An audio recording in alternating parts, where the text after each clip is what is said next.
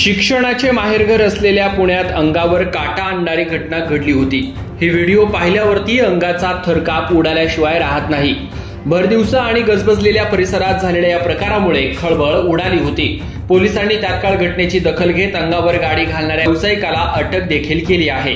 समोर आलेल्या सीसीटीव्ही फुटेजमध्ये व्यक्तीच्या डोक्यावर चारचाकी गेल्याचं दिसतंय। सदर घटना ही 20 एप्रिल रोजी घडली आहे। मात्र याचा व्हिडिओ आता व्हायरल झालाय। व्हिडिओ व्हायरल होताच अनेकांनी संताप व्यक्त केलाय। दरम्यान या प्रकरणी मार्केट यार्ड पोलीस ठाण्यामध्ये गाडी मालकावरती पोलिसांनी गुन्हा दाखल केला आहे। अनुप मेहता असं गुन्हा दाखल करण्यात आलेल्या व्यावसायिकाचे नाव आहे। ही घटना 20 एप्रिल रोजी पुण्यातील सॅलिसबरी पार्क येथे घडली होती। पोलिसांनी तात्काळ घटनेची दखल घेत अंगावरती गाडी घालणाऱ्या व्यावसायिकावरती गुन्हा दाखल करत व्यावसायिकाला अटक केली आहे। समोर आलेल्या सीसीटीव्ही फुटेजमध्ये व्यक्तीच्या डोक्यावरून चारचाकी गेल्याचं दिसतंय। सदर व्यक्ती फुटपाथच्या बाजूला झोपली होती।